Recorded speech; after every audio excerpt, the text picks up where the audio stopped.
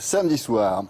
Les joueurs de l'équipe d'Algérie qui ont joué la Coupe du Monde en 86 et qui ont remporté la CAN en 90 reviennent dans l'actualité d'une façon tout à fait dramatique, puisque au moins 9 des joueurs de cette équipe ont enfanté des filles ou des garçons lourdement handicapés, que ce soit sur le plan physique ou sur le plan mental. Même si rien n'a été établi, il semblerait que des médecins russes aient donné des produits dopants à ces joueurs. Encore une fois, il faudra le prouver, bien sûr. Est-ce que c'est la cause, en tout cas, de cette tragédie? On voit ça avec Thierry Vildary. C'est l'apothéose de celle qu'on a appelée la génération dorée du foot algérien. Ce 16 mars 90, emmené par son trio magique d'attaquants, Madjer, Menad, Oudjani, l'Algérie bat le Nigeria 1-0 et remporte sa première Coupe d'Afrique des Nations, la seule. La CAN 90, c'est l'heure de gloire d'un grand attaquant, Djamel Menad, le meilleur buteur.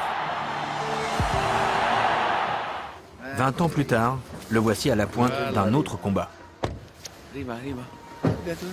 Elle est née avec cet handicap-là. Après les investigations, les contrôles, les examens et tout, on a trouvé que dans son cerveau, il manquait quelque chose, il manquait le corps calleux.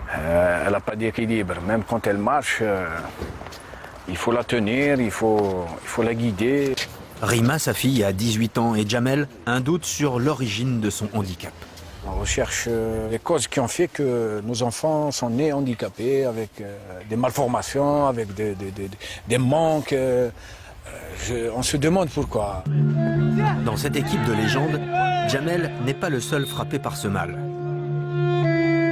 Ancien milieu de terrain, Kassi Saïd, le père de Madina, handicapée elle aussi, a été le premier à tracer une relation entre sa carrière sportive et le handicap de son enfant.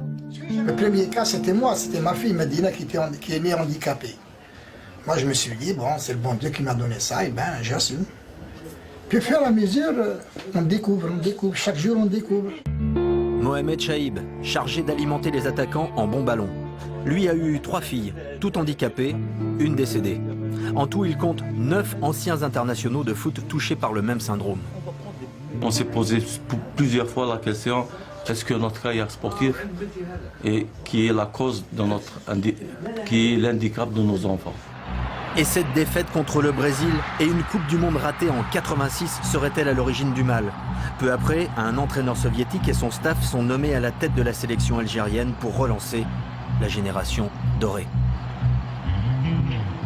On avait dans notre staff médical des Russes, un certain Sacha Tabarchouk. Je me rappelle qu'il nous donnait à chaque repas des pilules jaunes. C'est comme des cubes de sucre, des fois carrés, avec des couleurs, des fois jaunes, des fois rouges. Il nous disait que c'était du magnésium ou je sais pas quoi, des vitamines. Une réponse dans l'Oural, 1500 km à l'est de Moscou, à Tcheliabinsk. Alexander Tabarchouk, jovial et accueillant, se souvient précisément de ses prescriptions. Monsieur Sacha, me disaient les joueurs, donnez-moi vite des vitamines. Sans vitamines, je suis très fatigué. Donnez-moi ces vitamines pour que tout se passe bien au match. J'ai donné 2 ou 3 sortes de vitamines différentes. L'Alvitil, pendant 1 mois, ce sont des vitamines françaises. Elles sont toujours populaires ici en Russie.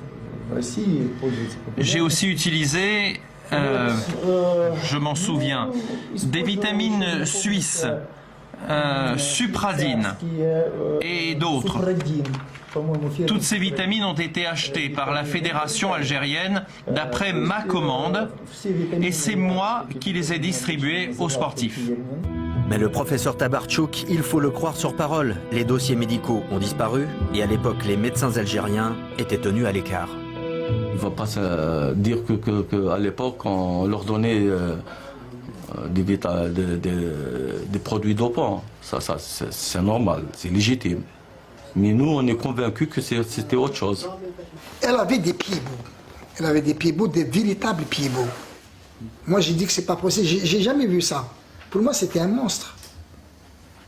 Moi, si on me donne la Coupe du Monde et là, la santé de ma fille, je choisirais la santé de ma fille. Il n'y a pas photo. Donc si on a parlé, c'est qu'on souffre. Pour Djamel, Mohamed et Kassi, le problème touche aussi d'autres disciplines. Il compte pour l'instant 19 anciens sportifs, des athlètes, judokas, handballeurs des années 80. Un temps, disent-ils, où les médecins russes pullulaient dans le sport algérien. Donc à suivre, et un terrible avertissement en tout cas à tous ceux qui voudraient toucher, comme le dit Yannick Noah, à la potion.